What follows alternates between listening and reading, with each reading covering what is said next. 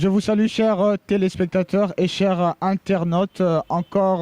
Votre émission Les Bâtisseurs présentée par Ecclésiaste Koulamfouka.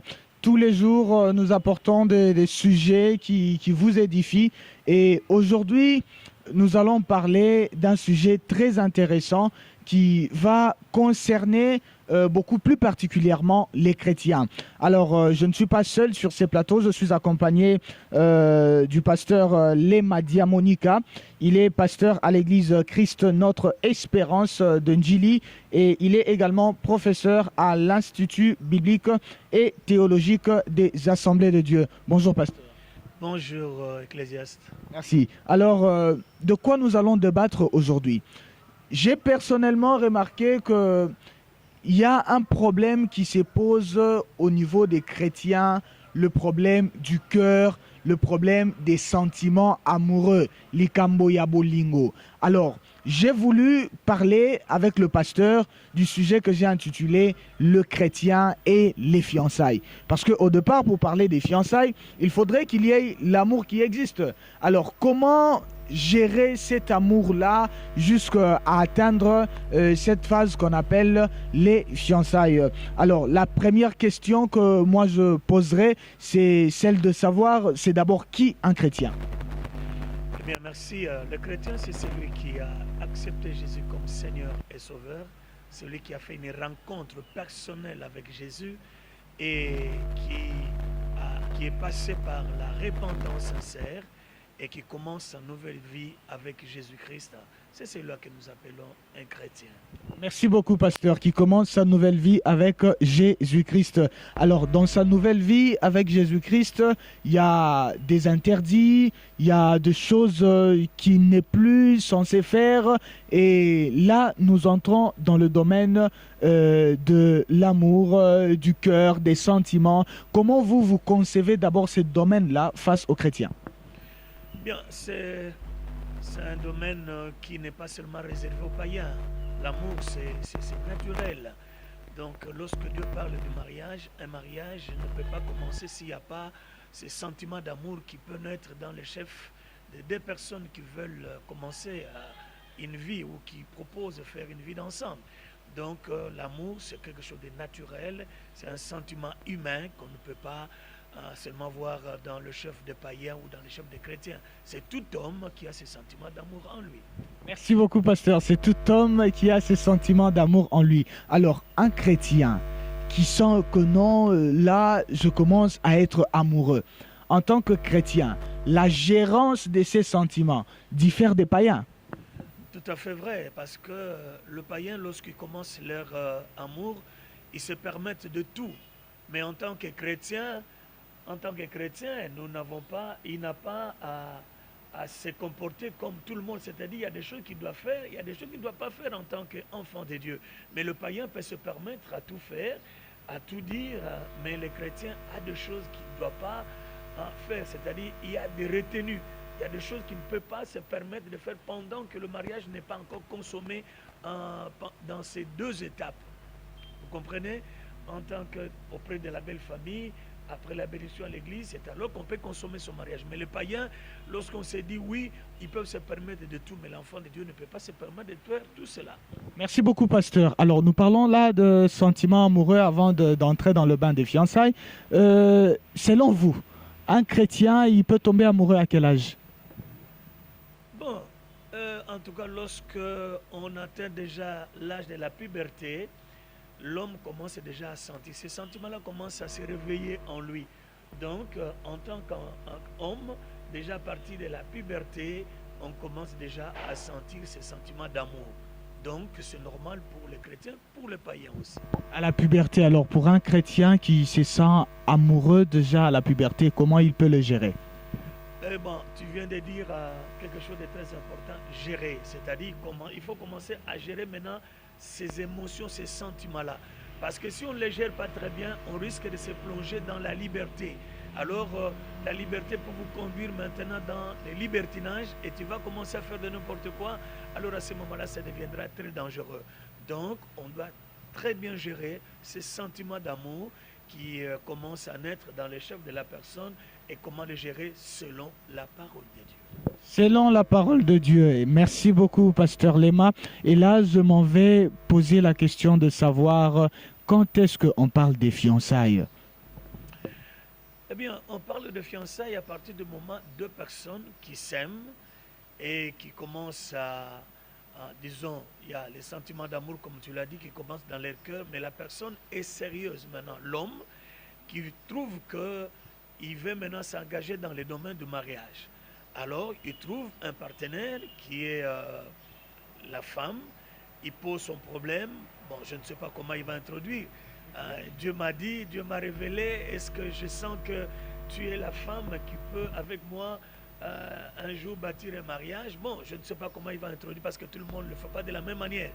Bon, à partir du moment où la fille dit par exemple oui, j'accepte ta main tendue, bon, à ce moment-là, il y a le fiançailles qui commence entre guillemets.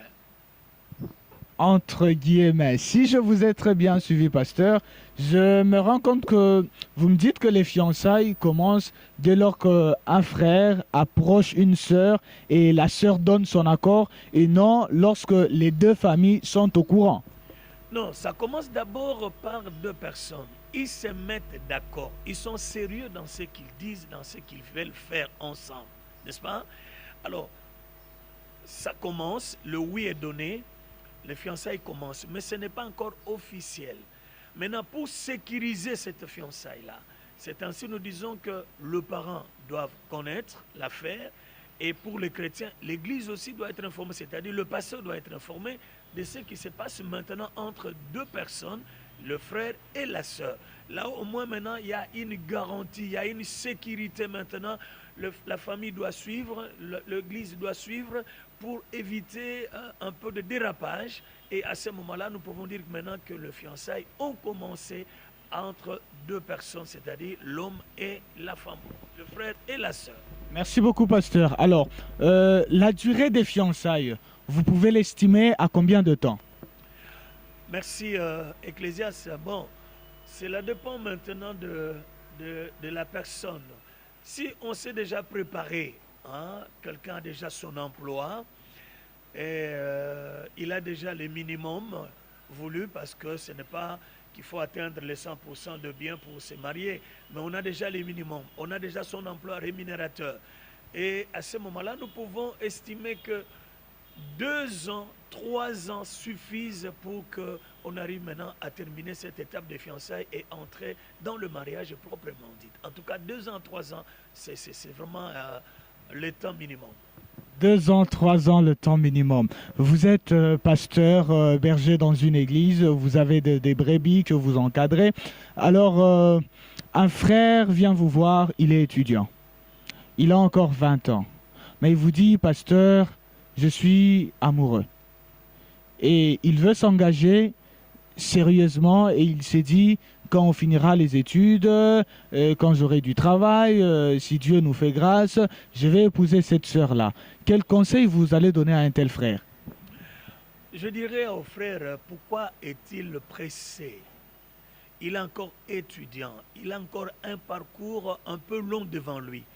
Comment arriver maintenant à s'engager dans le domaine de fiançailles aujourd'hui alors qu'il a encore 3 ans, 4 ans, 5 ans avant de terminer ses études? Et cela ne suffit pas.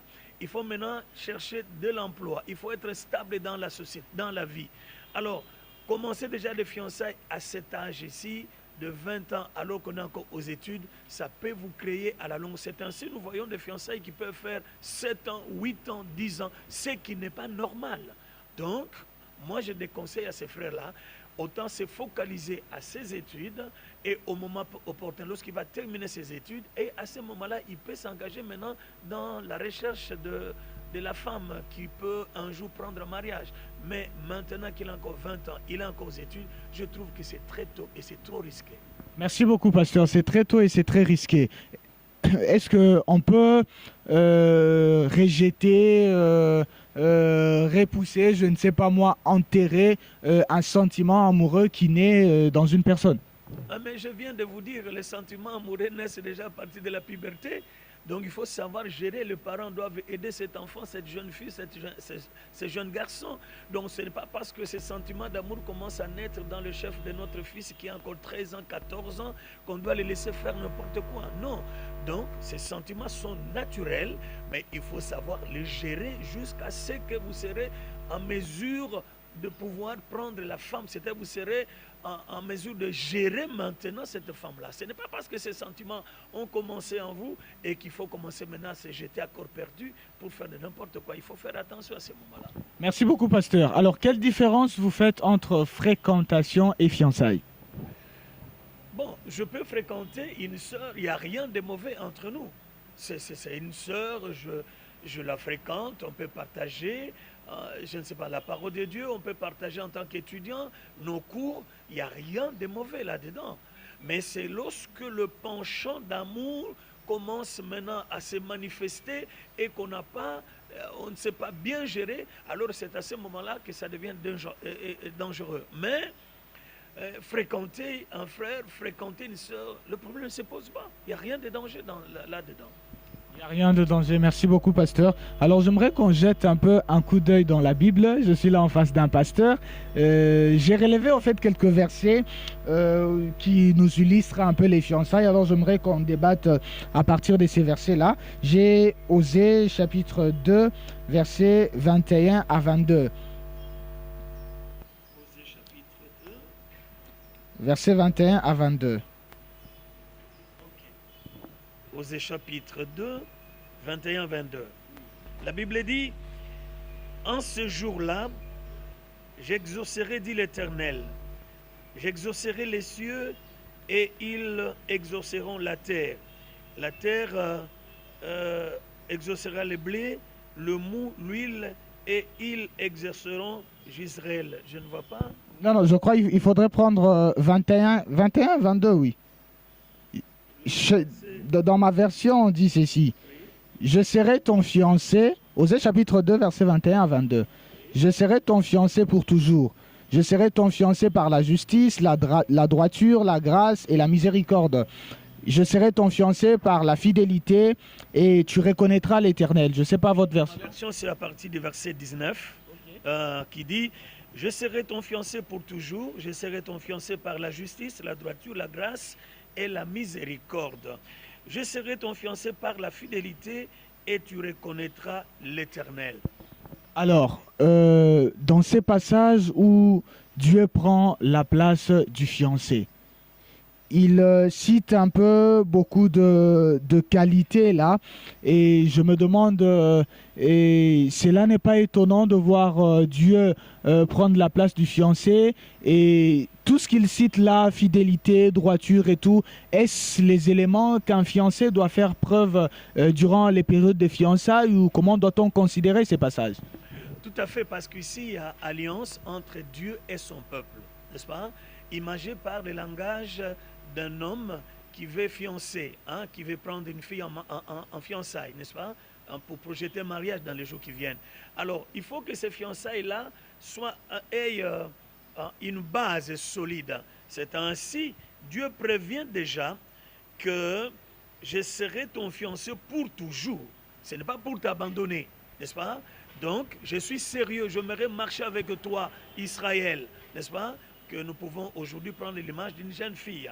C'est l'homme qui dit à la jeune fille, je serai fiancé par la justice, la droiture et la grâce et la miséricorde. Donc c'est tout à fait quelque chose de meilleur, de bon. Dieu est en train de dire que je ne viens pas pour m'aventurer. Donc j'aimerais marcher avec toi, Israël. Donc je prends cet engagement au sérieux. Donc je serai fidèle, je serai loyal et je vais accomplir tout ce que je te promets. Donc c'est tout à fait normal que les hommes aussi comprennent que lorsqu'on veut s'engager dans une relation amoureuse, que les fiançailles peuvent se démarrer, peuvent commencer. Donc il faut qu'il y ait des bases solides sur lesquelles les fiançailles doivent se reposer. Sinon, ça sera de l'aventure. Dieu ne fait pas de l'aventure ici. Dieu promet sa fidélité dans cette alliance qu'il veut avoir avec Israël. Donc c'est tout à fait normal que les hommes qui se donnent cette promesse de mariage soient sérieux dans leur engagement, dans leur alliance. Merci beaucoup, pasteur. Alors, est-ce que les fiançailles peuvent être cassées lorsqu'il y a une cause qu'on estime grave? Est-ce qu'un frère, il peut casser comme ça les fiançailles? Le fiançailles ne sont pas le mariage, n'est-ce pas? Le fiançailles, c'est une période où deux partenaires cherchent à se faire comprendre, n'est-ce pas? Et dans le parcours, on trouve qu'il y a quelque chose qui arrive et qui empêche de continuer. C'est vrai, on peut chercher des conseils. S'il y a quelque chose qu'on peut conseiller et aider, on peut l'aider. Mais si on trouve réellement que ça devient un obstacle, qu'on ne peut pas continuer, c'est tout à fait normal qu'on puisse rompre parce que ce n'est pas un engagement définitif. Ce n'est pas le mariage, c'est le fiançailles, c'est une période d'observation et de voir si on peut continuer et atteindre notre objectif. Au cas où on trouve qu'il y a un obstacle, il y a quelque chose qui ne marche pas, à ce moment-là, on peut rompre les fiançailles. Voilà. Merci beaucoup, pasteur. Un autre verset que j'ai relevé, c'est Éphésiens 5, 27. Apparemment, on n'a pas la même version. Je ne sais pas, chez vous, ça commence où. Chez moi, on dit ceci. Afin de paraître devant lui cette église glorieuse, sans tache, ni ride, ni rien de semblable, mais sainte et irrépréhensible. Dans d'autres versions, j'ai lu, on a dit, il a voulu que cette église fût placée à ses côtés comme une fiancée, resplendissante de gloire et de beauté, sans une tache, sans une ride, sans aucun défaut, sainte et irréprochable. Alors, je me pose par là, est-ce qu'on doit considérer tous ces facteurs comme les qualités que doit faire preuve une fiancée? Tu l'as dit, Ecclésias, ce sont ces meilleures qualités-là qui doivent se constater dans cette relation amoureuse qui vient de commencer entre un homme et une femme, une sœur avec un frère. Donc ce sont les meilleures qualités. Donc si on trouve ça dans les fiançailles, là on est rassuré qu'on est sur la bonne piste et on va atterrir dans les meilleures conditions dans la consommation de leur mariage. Donc c'est ce que nous devons conseiller aux fiancés ou aux partenaires qui veulent un jour vivre ensemble. Ce sont de meilleurs conseils, ce sont de meilleures qualités, comme tu l'as dit, qu'on doit retrouver dans le chef de la fille et dans le chef du garçon. Merci beaucoup, pasteur. Chers téléspectateurs et internautes, vous êtes là en train de suivre l'émission Les Bâtisseurs. On parle du chrétien et les fiançailles. Je suis accompagné du pasteur Lema Diamonica. Il est pasteur à l'église Christ Notre Espérance de Ndjili et il est professeur à l'Institut biblique et théologique des Assemblées de Dieu, donc formateur des pasteurs. Alors, pasteur Lema, après avoir lu tous ces passages, doit-on déduire que Dieu considère les fiançailles? Considérer le fiançailles, nous allons dire oui dans une certaine mesure, c'est-à-dire c'est quelque chose de sérieux. Tout a un début, toute chose a un début. C'est-à-dire le fiançailles, c'est déjà le premier pas pour atteindre maintenant le mariage. Donc ce n'est pas de l'aventure à partir du moment où des personnes se font une alliance, se font de promesses. Même Dieu acte cela. C'est vrai que ce n'est pas encore le mariage, mais c'est déjà quelque chose qui va amener les deux partenaires au mariage. Donc, Dieu est témoin de ce qui est en train de se faire. Ce n'est pas encore un mariage dans le vrai sens, mais ces deux partenaires se font de promesses et ils veulent marcher dans la fidélité, dans l'amour sincère, jusqu'à ce que le parent seront au courant, l'église sera au courant et les deux partenaires vont commencer maintenant leur marche jusqu'à la consommation de leur mariage. Donc nous disons, Dieu connaît cela aussi. Merci beaucoup. Dieu voit ce qui se fait. Merci beaucoup, pasteur. Dieu connaît cela, Dieu reconnaît les fiançailles. Alors, tout à l'heure, vous avez parlé de comment on pouvait gérer l'amour et tout. Vous avez parlé de la pratique de la sexualité en dehors du mariage. Alors, je crois que cela est un péché. Et là, je me demande si la pratique de la sexualité est un péché en dehors de mariage. Alors, quand on est fiancé, quelles sont les limites, je ne sais pas comment appeler ça, disons les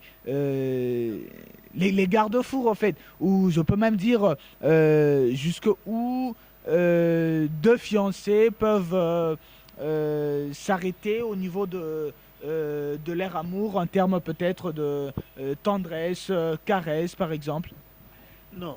Dans les fiançailles, en tant qu'enfant de Dieu, il n'y a pas de caresse. Quand vous commencez cette aventure de caresse, vous ouvrez une porte que vous ne saurez pas fermer.